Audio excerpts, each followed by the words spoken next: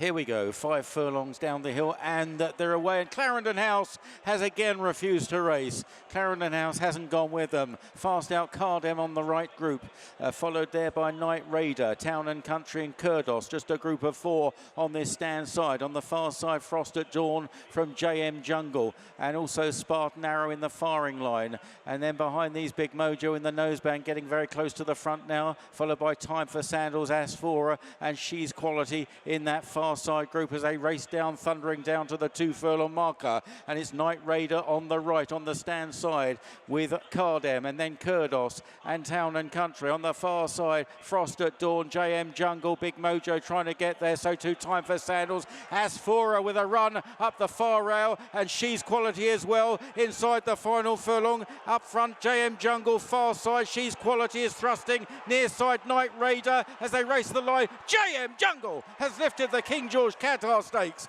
She's Quality second. Time For Sandals on the far side doing well. Night Raider led them home down the near side. JM Jungle and Jason Hart looks to have won it. Jason Hart and the Quinns, well, they are just hard to beat here at Goodwood, particularly in a sprint. And now JM Jungle has added to Highfield Princess's success and many others as well. Congratulations. How did it go? Talk me through. Very straightforward. It looks it. Yeah, it was straightforward. Again? Yeah. Do you think he enjoyed a bit of cutting the ground going downhill? Well, it was obviously Epsom was down as good ground, and it was slower than that, and he coped with that at Epsom. And he won the 3-year-old race here on pretty poor conditions as well. So he's fairly versatile, but he seems to enjoy downhill tracks. He does. So go on, in your own words, how did the race pan out rather than mine? Yeah, straightforward. We're drawn one, had a plan in my head to sort of go over onto where the sort of fresh ground was, and yeah, kept it simple. Can you explain why, you know, this is a horse that people be saying, oh look, he's beaten in handicaps. Obviously they're fiercely competitive handicaps. One of the horses that beat him went on and won a Group 1. But then he comes here and is dominant in graded company. Obviously we were bumping in American Fair all through the first sort of half of the year, and he was kind of beating us doing handstands, but I always felt like there was more improvement out of this lad, and obviously American Affair wasn't in the race in the dash, and we won that. And I thought the run at York the last time felt like a really good run, and I thought the ground would suit us more today than it would suit a lot of the others in the race, if that makes sense. It does. And finally, a word for the Quinns as well, because they're just a superb team, aren't they? They must be a dream to ride for. Yeah, time and time again they keep preparing horses for the big festivals.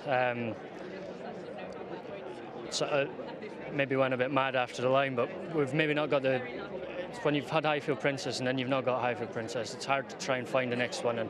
And maybe got a bit excited, but they've proven time and time again, no matter what kind of horse they have, they're well able to train, and when they target a race, take it up. Jason, what did you do after the line? I must have taken my eye for it. Confess, go on, confess. I don't know, it was silly, but yeah, you got to enjoy these things because they don't happen all the time. So yeah. Absolutely, 100%. You enjoy these moments. I'll let you go and get your trophy. Cheers, thanks.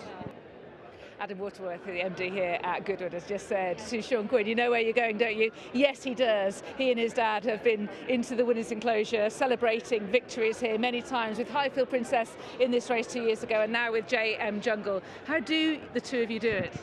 I don't know. I haven't been here for 5 or 6 years. This was always the meeting that Dad laid claim to. So I called it earlier. I said, Dad, I'd like to go and bring my 2 young kids and have a week here. And he said, off you go and do it. So he's doing the hard work at Newcastle today. But it's always been a meeting that's been very special, Lydia. You know, ever since we were children, my parents would bring us down, and we wouldn't have particularly good horses, but we'd hope to have one in a handicap that might be good enough. And in recent years, we've just been very lucky to have some good horses that Dad has trained very well for the big day, and now we're doing it together. Isn't that a reflection of how he and you have built the yard up over time?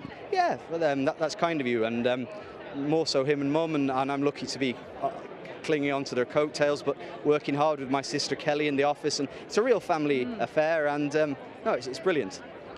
Now, and tell me about this horse, because he had a habit of running into a Group 1 horse in a handicap earlier in the season, didn't he? He did indeed, yes. American Affair touched him off, I think, up at Musselburgh in the Sprint Cup, and then at York at the Dante meeting.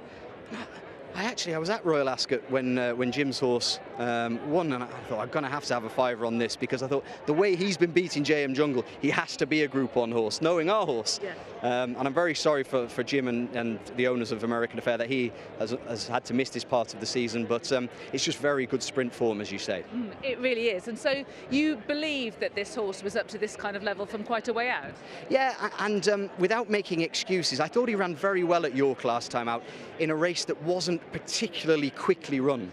The winner that day, a very good horse in his own right, Kevin Ryan's horse, Washington Heights. Shane Gray gave him a lovely ride in front and stacked them up, and then they sprinted, whereas today they've gone lickety-split, Lydia, and JM Jungle loves that.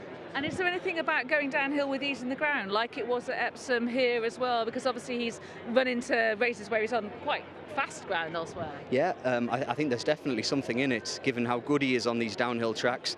But then he's good at York. He's just a good horse. He's probably not so good going up a hill. We ran him at Ascot late last year. He might have been over the top, but it was in a handicap and he finished 5th. So whether he's as good going up a hill, I don't know, but we don't have to worry about that too much. And what's the key of getting these horses to run regularly, keep their form over a long period of time, and then go into the next season and upgrade it again? Because you, again, and your dad have proven yourselves to be dab hands at this. Yeah, I suppose just looking after them as young horses. I don't really know the answer to that, but just looking after them well, and the team at home do that. We've some wonderful riders, some brilliant people on the ground, heaps of experience on the ground, men and women that have been in the game an awfully long time. You see Willie Dewan leading him up. He's former jump jockey. Willie's been with us for 15 to 18 years. I don't know off the top of my head, but when you've people like that working with you, Satrajit Jingri, who led up Highfield Princess, he looks after the row of horses that JM Jungle is on. It's a real team effort. I think that's a real insight. What is the plan now? Is it obviously the Nunthorpe?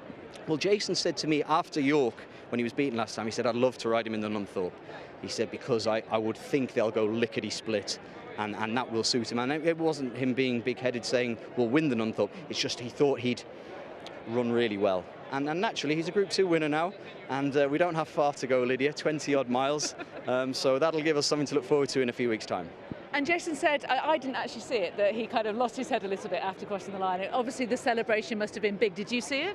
I didn't, but I've seen it since. And Jason is a real team player. He came out of his claim and joined our yard with very little backing, and was told by Dad, you get it out what you put in, and he puts in a hell of a lot. And you see him now; he's one of the best jockeys in the country. But he's a firm part of our team, and we're lacking a big horse. We've been spoiled. I don't know, but we've had a lot of good ones, but they don't just grow on trees. So I think it was maybe a reflection of that as well. He definitely said that that's what it was. You know, Highfield Princesses are hard to come by, and you have to make them. But I think that's what you and your team have evidently done with JM Jungle. Many congratulations here. Best of luck for the Nunthorpe as well. Great talking to you, Sean. Oh, that's very kind. Thank you. Thanks. Watch live racing now on racingtv.com.